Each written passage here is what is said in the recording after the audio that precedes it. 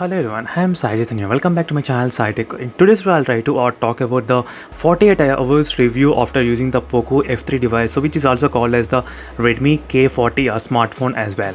So let me to show you friends all the details.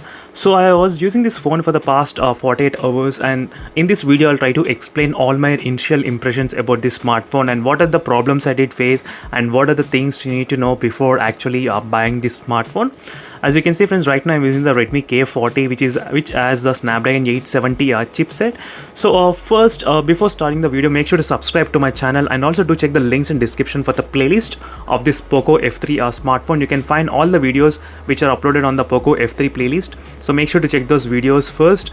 So let's get started friends. First thing is that let me try to talk about the processor. The processor in this Redmi K40 and the Poco F3 is of Snapdragon 870 chipset, so which is a very good powerful processor, so no issues. So for the past 48 hours I did not feel much kind of issues in terms of the performance. I know it's a kind of initial impressions, but still for the starting days I did not have any kind of issues friends, and the annual benchmark score was about 6,20,000. That's an incredible score and very good score for this kind of chipset as well. So in terms of the performance, I'm pretty much fine and happy. So again, I'll be back after using the phone for next 50 days or 100 days. So then I'll be trying to talk about more about the performance. So for the first 48 hours, it's not fair to justify a phone, but definitely no issues till now. So next, let's talk about the display. So display is the one of the major selling point for this phone. The reason why I'm saying, because you do have 120 Hz display. So not only that, the phone comes with the Samsung's E4 panel technology, which is a E4 OLED, all the Redmi K40 series. So that's another new technology which Samsung is using, and that's amazing friends. The image quality is really good in this phone, and you do get extra benefits like the HDR enhancement options. And if you go to the color scheme, you do have so much of customization options, saturation, auto recommender. As you can see, so much of colors you will be getting, all the options, adaptive colors. So there's so much of customization here you will be getting in this phone. So not only that, even while watching the videos, you do get this kind of video filters. So by using these video filters, you can actually change the colors completely of watching the videos. As you can see, you can use the HDR mode or normal colors, or even the black and white theme as well. You can watch complete in the black and white mode. That's a very good usage of using this as you can see friends, which is very fantastic use. So there's so much of customization available for the videos in this Poco F3 device. So in terms of the display, I'm very much happy with this phone, so no issues friends. And next, let's talk about the camera. The camera of the Redmi K40 and the Poco F3, they will be having the 48 megapixel lens. So 48 megapixel lens, initially I did expect kind of not that great experience with the 48 megapixel, since I thought 48 megapixel is kind of let down from the 64 megapixel, but that's not the case. I took a couple of shots. I'll try to compare with the 64 megapixel camera as well, so make sure to subscribe and stay tuned. So I did take a couple of shots using this mode, and it was really amazing friends in terms of the colors and detail. Even when I zoom in, you won't feel the camera is a 48 megapixel. Definitely you won't feel the difference at all. So it was really amazing for me. I did like the camera.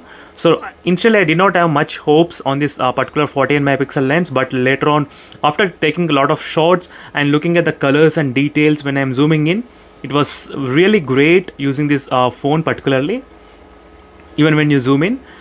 So I'll try to come up with another quick camera review as well, but for the first 48 hours, these are impressions. Camera is really good, and the front camera is really amazing. The reason why, because even though it has got the very tiny punch hole camera, but still it was able to manage very much equal space. For example, I took a front camera shot in other phone.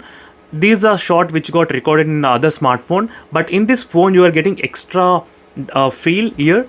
So that's another wide angle. I think front camera is of some kind of wide angle. So I'll try to compare with other punch hole camera mobile phones as well, so make sure to subscribe and stay tuned for full review on that. So next thing, let's talk about the battery. So for the first 48 hours of battery of usage, what I did was I did do the charging test from 0 to 100%. After doing the charging test, I started to test the battery life in this phone. And right now the phone decreased it to the 2%, and at that time the screen on time is about 3 hours and 31 minutes. And if you add the screen on time from the previous day, that will be equal to the, let me try to show you, total 1 hour 34 minutes. So total I was able to get 4.5 hours of screen on time to 5 hours. So that is kind of a drawback, considering the battery capacity is also very small. 4500 mAh of battery capacity, that's very small, but still you are getting only 4 to 5 hours of screen on time. So that's a slightly disadvantage for this phone. That is what my opinion is. So next couple of things what I did is I did use the fingerprint scanner during this time. It was really fast and very accurate.